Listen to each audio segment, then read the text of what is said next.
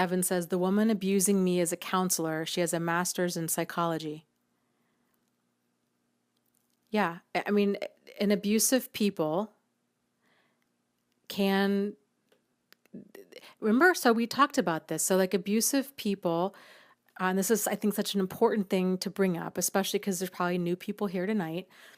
A lot of people tend to think that abusive people can only be men, and that targets of abuse can only be women, and that's not the case, right? So abusive dynamics can be found in any situation with any types of people because it's a behavior. It's not a abuse is about power and control. It's not about gender and strength. It's not about nationality or religion or anything else. It's about power and control. And so abusive people, they can be male or female, they can be young or old, they can be a parent, a child, a sibling, a significant other, a neighbor, somebody at church, a quote unquote friend, you know, and they can be any sexual orientation, they can be, you know, you name it.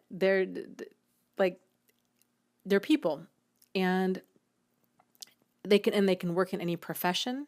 So, they could be a minister, they could be a counselor, they could be a teacher, they could be a doctor or an attorney or a bartender or a cocktail waitress or, you know, what have you. And so it's important that we see the behavior for what it is and not get distracted or sidetracked or maybe even second guess ourselves if they are a minister or a teacher or a counselor or a bartender or kind of what have you.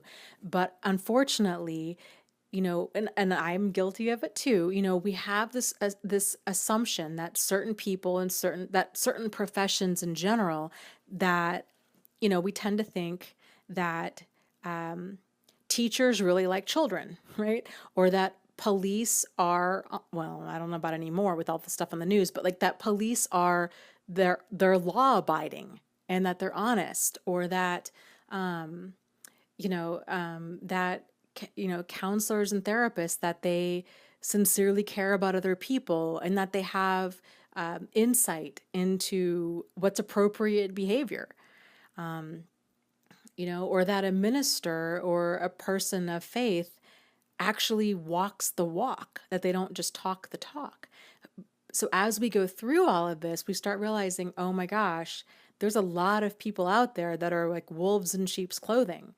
And it's frustrating. It's, I think, even possibly even more victimizing, because they are those wolves in sheep's clothing, and they tend to prey on vulnerability, and especially in professions like that, where it's,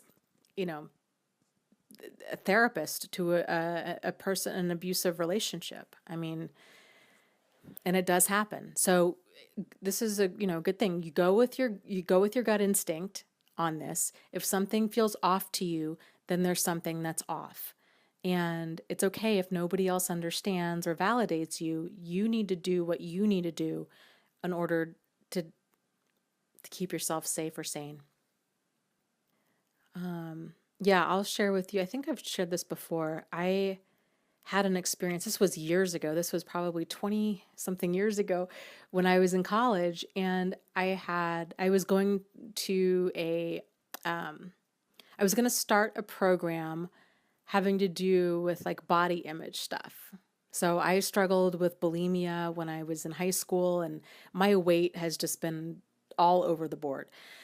And my body image has been all over the board. My self-image has been all over the place. And so I finally decided to get into this group. And the therapist, who I think probably was a student therapist because we were all in college, and it was like the counseling center at the university, was running the group. Now here's where it gets kind of interesting.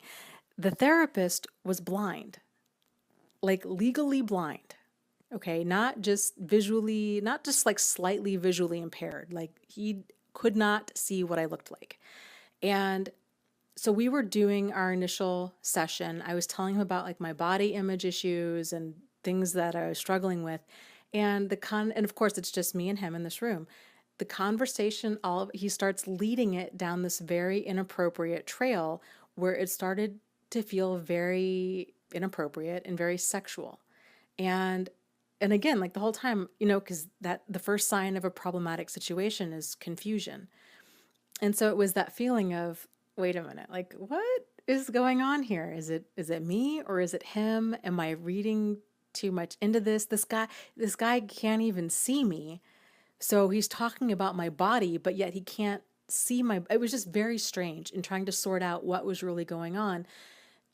And after that session was over, I really thought about that, and I quit going to the group. And I was talking to this other therapist who'd recommended the group to me. I said, this is what happened. And I'm not okay with that. And she began defending him. Now, granted, nobody else was there. Like this was not being recorded. Like this was just me and him in this room. And she was, you know, again, like I think very well intended. I think she had a hard time understanding how this could possibly happen, for the same reasons that I had a hard time understanding it. Like, well, this guy is like kind of perving out on you, but yet he can't see what you look like. And he's just talking about your body. Maybe he was talking about it to get more clarity, like kind of excusing a lot of that behavior. And, finally it got to the point where I was like, you know what? I know what I experienced, and what I experienced was not okay. And I'm not going back there. Don't make this into my issue.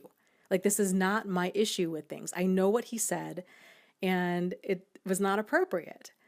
And, it's that added layer of crazy making when you're dealing with people that you think would be able to spot problematic behavior, and then they're justifying it. Lots of love to you guys. You are not alone. You are not crazy, and you really can move forward and heal from this.